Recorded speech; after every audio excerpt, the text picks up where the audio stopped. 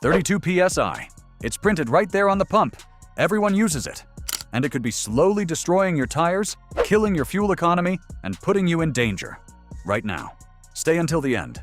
What you learn here will change how you look at every tire for the rest of your life. The #1 cause of tire failure isn't bad roads or cheap rubber. It's incorrect tire pressure. And the cruel irony? Most drivers are getting it wrong because they're following advice that sounds completely reasonable. $200 tires wearing out in half the time they should. 3 to 5% more fuel burned every single tank. And a blowout risk that multiplies the moment the temperature drops or spikes. In the next minutes, you'll learn the 7 tire mistakes almost every driver makes, and exactly how to fix every one of them. Number 7. The 32 PSI myth. You pull into a gas station, grab the air hose, and inflate your tires to 32 PSI. Because that's what the pump says, that's what your buddy told you, and honestly, it's what most people do. Here's the problem. 32 PSI is not your tire pressure. It's a random default on a public pump. Your actual correct tire pressure is printed on a sticker inside your driver's door jamb. And it is almost never 32. It could be 28, 35, 38, or 42 PSI, depending on your specific vehicle and load. Running the wrong pressure changes your braking distance, your emergency handling, and your fuel consumption on every single mile you drive. But here's what the gas station will never tell you. Front and rear tires often require different pressures. Many drivers don't know this.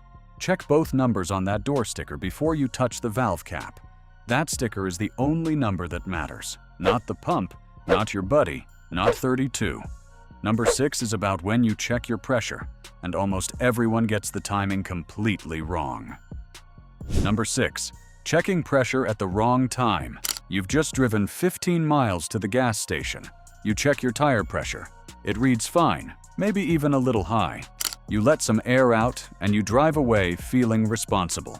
What you just did was measure hot tire pressure, which is always higher than cold pressure, by 4 to 6 PSI on average. That means you may have just deflated tires that were actually perfectly inflated when cold.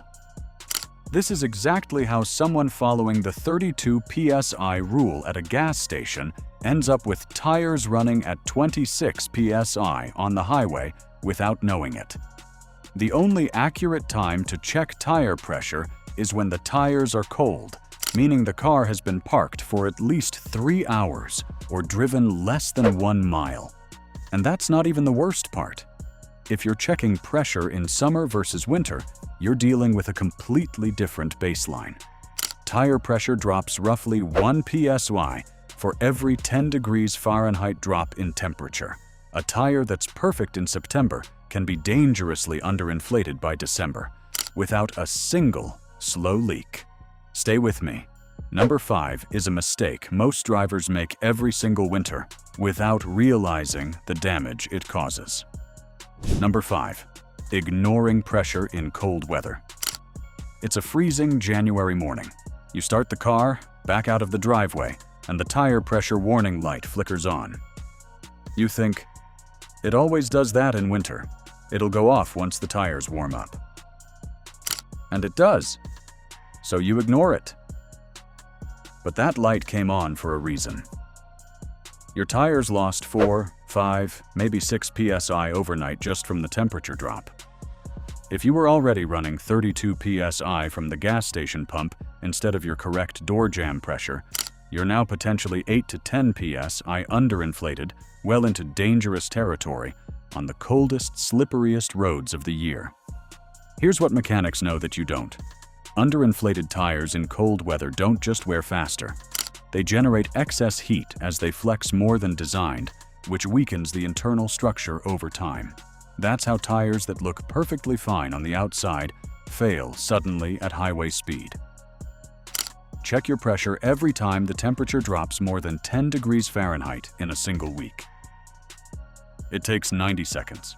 Number 4 is silently cutting your tire life in half, starting with the next mile you drive. Number 4. Skipping tire rotations.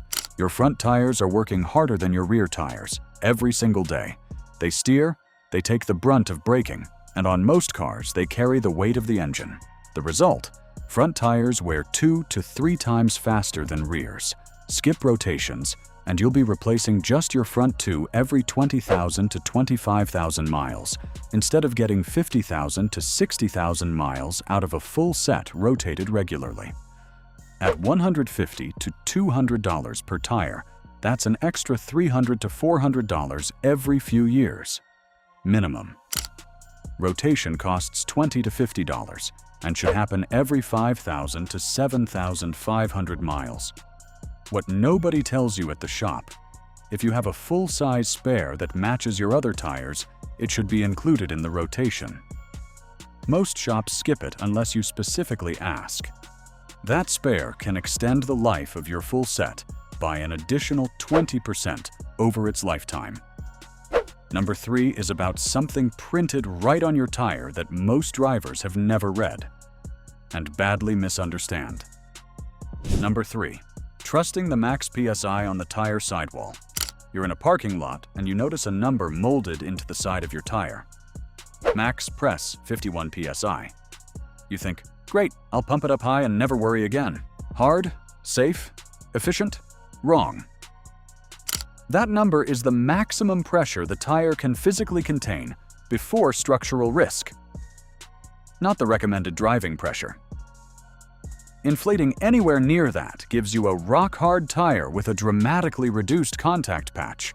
Less rubber touching the road means less grip, a brutal ride, and center tread wear that destroys the tire in a fraction of its expected life. And here's the 32 PSI connection. Some drivers see max 51 and feel reassured that their 32 PSI pump default must be safely conservative. It isn't. It's still the wrong number from the wrong source. Here's the part that trips up even experienced drivers. The number on the sidewall is a property of the tire. The number on your door jamb is a property of your car. They are answering completely different questions. Your door jamb number is always the one that matters. Number 2 is a mistake most people only discover after something has already gone wrong. Number 2. Ignoring uneven tire wear. You're at a shop for an oil change, and the tech mentions your tires look a little worn on the inside edge. You glance at the tread depth in the center. Looks fine to you. You say you'll keep an eye on it. 3 months later, you're replacing 2 tires instead of just dealing with an $80 alignment. Uneven tire wear is never just a tire problem. It's a symptom. Wear on the inside or outside edge means your alignment is off. Wear in the center means chronic overinflation. Wear on both edges means chronic underinflation, which again is exactly what happens when someone runs 32 PSI on a car that needs 38. Cupping or scalloping means a suspension component is failing. But here's what the manual won't tell you. Run your hand across the tread with your eyes closed. Feel for ridges, smooth patches, or uneven texture. Your hand will catch what your eyes miss. Do it every time you check pressure, and you'll catch problems when they cost $80, not $800. We're at number 1. This is not about money. This is about whether you make it home. Number 1. Driving on a tire that's about to blow. Here's a scenario that plays out on highways every single day. A driver notices one tire looks slightly low. They figure it'll be fine for the commute. They'll deal with it this weekend. What they don't know is that a tire 25% below its correct pressure is already generating dangerous levels of internal heat from the excess flexing of the sidewall. That heat builds with every mile.